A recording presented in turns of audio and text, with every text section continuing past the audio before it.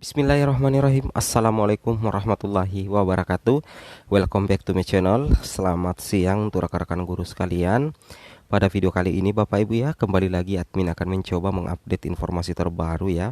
Jadi resmi ya bahwasanya pendaftaran SSCSN P3K ditunda, tidak jadi kemarin tanggal 5. Jadi ini semacam ya durian runtuh sih sebenarnya untuk rekan-rekan guru juga ya. Jadi menurut admin ya, ada segelintir keuntungan bagi guru P1, P2, P3 umum terkait verbal ijazah dan NIK ya.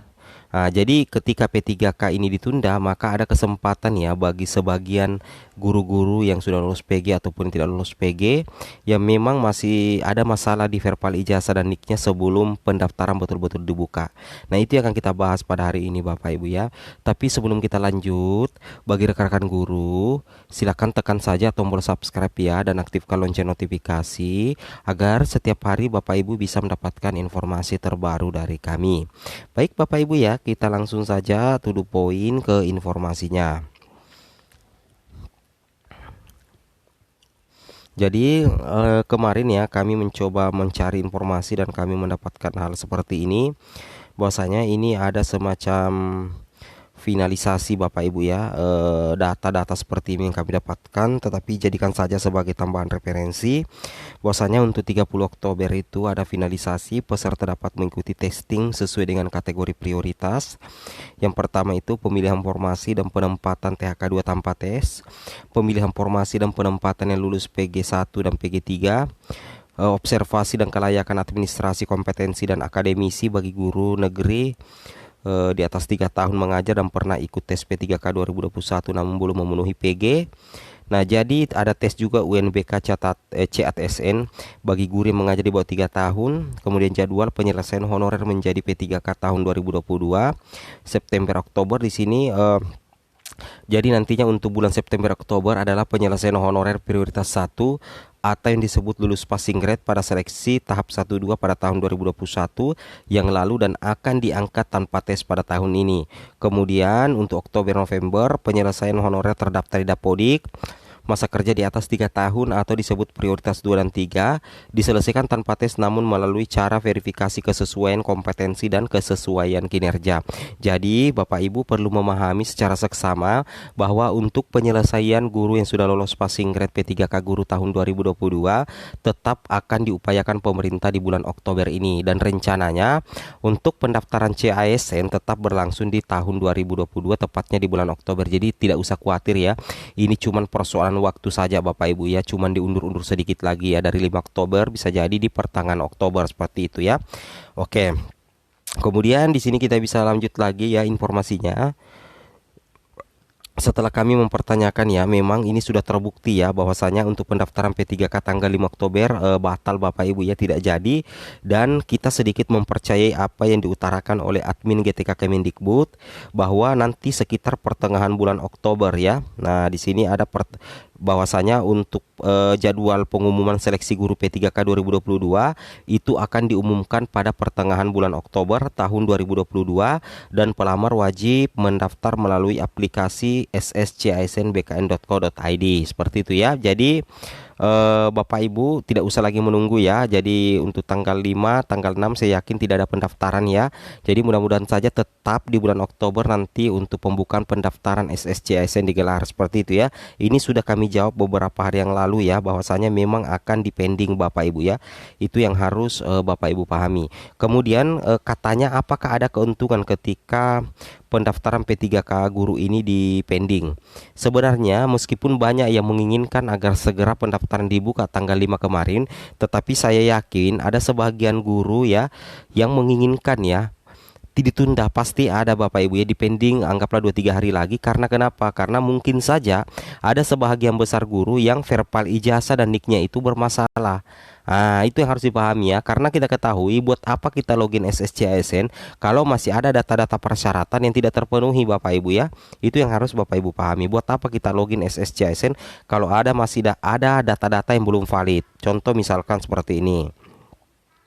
Nah, di sini kan kemarin ya ada edarannya bahwasanya untuk tanggal 4 Oktober 2022 kemarin hari Selasa itu ada bimbingan teknis ya antar pemerintah daerah terkait dengan pembukaan SSCASN tahun 2022. Tentunya dalam bimbingan teknis ini membahas terkait data-data guru honorer yang harus divalidkan secara mandiri atau bersama-sama dengan operator sekolah. Pastinya kan seperti itu logikanya Bapak Ibu ya.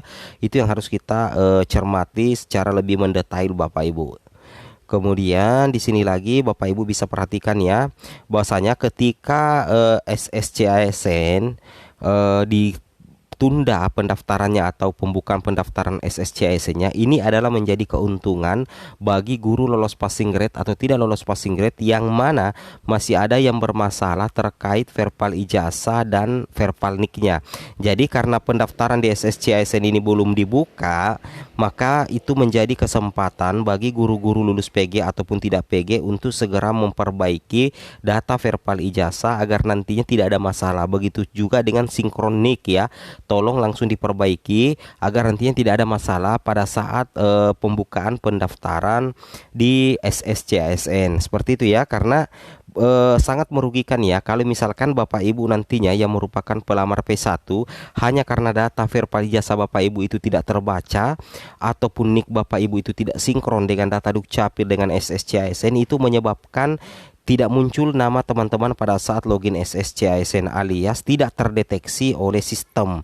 Nah, di sini dikatakan Bapak Ibu bahwasanya sistem terintegrasi itu dapat mendeteksi secara otomatis kategori pelamar baik itu P1, P2, P3 dan pelamar umum. Seperti itu ya. Itu yang harus Bapak Ibu pahami, Bapak Ibu cermati sekarang juga ya, bahwasanya buat apa seandainya pendaftaran 5 Oktober itu digelar baru ujung-ujungnya ada sebahagian kecil atau sebahagian besar guru yang tidak bisa login atau login tetapi tidak ada terdeteksi sebagai P1. Nah, itu penyebabnya apa? Karena sinkron data Dukcapilnya, data Dapodiknya, dan verbal ijazahnya belum kelar. Nah, untungnya pendaftaran itu ditunda Bapak Ibu ya, sehingga masih ada kesempatan. Seperti itu ya. Itu yang harus Bapak Ibu pahami. Kemudian di sini. Nah, kalau posisinya seperti ini, anggaplah status verbal Bapak Ibu itu verbal selesai, dikunci, dan di atasnya ini poin 1, 2, 3, 4, 5, 6, 7 itu valid, itu tidak jadi masalah Bapak Ibu ya. Itu tidak jadi masalah, otomatis data Bapak Ibu itu sudah valid ya, dan pasti akan terdeteksi di SSCASN tentunya. Itu yang harus Bapak Ibu cermati dan Bapak Ibu pahami ya, seperti itu.